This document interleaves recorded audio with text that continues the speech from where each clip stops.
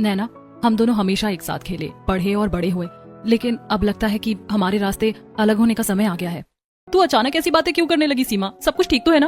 कल शाम को मेरे लिए एक बहुत अच्छा रिश्ता आया था। बाबूजी और माँ को लड़का और उसका परिवार बहुत पसंद आ गया है। मुझे पूरा यकीन है कि वो लोग मेरी शादी वहीं तय कर देंगे। अरे वाह सीमा, ये तो सच में बहुत बड़ी खुशखबरी है। पर तूने ये नहीं बताया कि रिश्ता आया कहाँ से?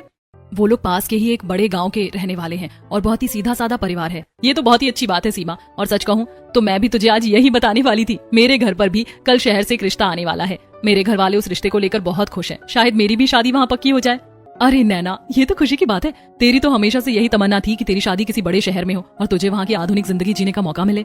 हाँ सीमा, मैं सच में इस बात को लेकर बहुत खुश हूँ।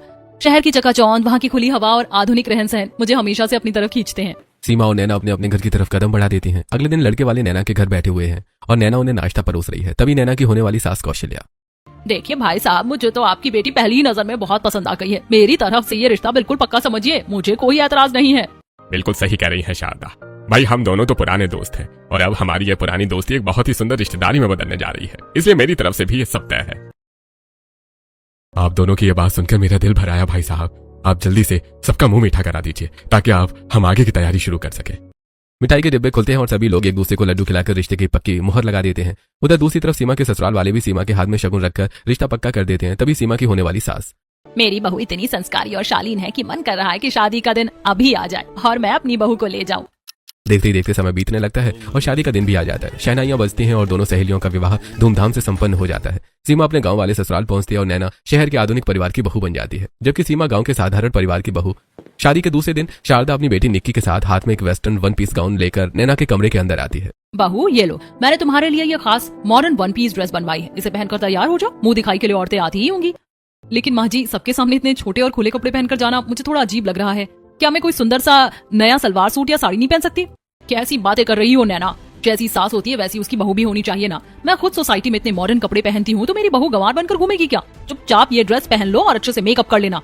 लेकिन माँ जी, मुझे मेकअप करना नहीं आता। ओह भाभी, आप ही ना बिल्कुल गंवारों जैसी बातें करने लग जाती हैं। चलिए इधर बैठिए, मैं खुद अपने हाथों से आपका पूरा वेस्टर्न मेकअप कर देती हूँ।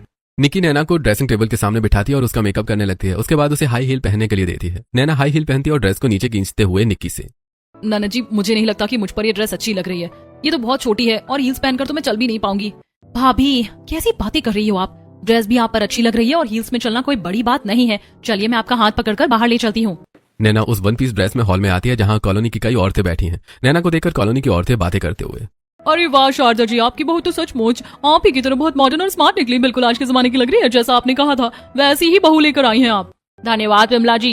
मैं अपने घर में किसी पिछड़ी सोच को जगह नहीं देती। मैं खुद जैसी आधुनिक विचारों की हूँ। मेरी बहू भी बिल्कुल वैसी ही बनकर रहेगी। नैना वहां बैठ जाती है। मेहमान उसकी तारीफ कर रहे थे, लेकिन नैना बहुत ही अनकंफर्टेबल हो रही थी और बार बार अपनी ड्रेस को नीचे खींच रही थी। मेहमानों के जाने के बाद नैना अपनी भारी सैंडल उतारते हुए अपनी सास से, माँ जी, अब मैं पहली रसोई के लिए कुछ मीठा बना लेती हूँ। हाँ ठीक है, किचन उस तरफ है। नैना किचन में आती है और मॉड्यूलर किचन में इलेक्ट्रॉनिक ओवन, डिशवॉशर, चिमनी और ऑटोमेटिक मिक्सर को देखकर चकरा जाती है। पीछे से शारदा और निक्की भी वहां आ जाती है। क्या हुआ बहू, अभी तक तुमने गैस या ओवन चालू क्यों नहीं किया? माँ जी, मुझे ये सब आधुनिक मशीनें और ऑटोमेटिक चूल्हा चलाना बिल्कुल भी नहीं आता। ए भगवान, अगर मेरी किटी पार्टी की औरतों को पता चल गया कि मेरी बहू को मॉडर्न किचन की मशीनें चलानी भी नहीं आती तो मेरी क्या इज्जत रह जाएगी। निक्की, तू इसे सब कुछ समझा।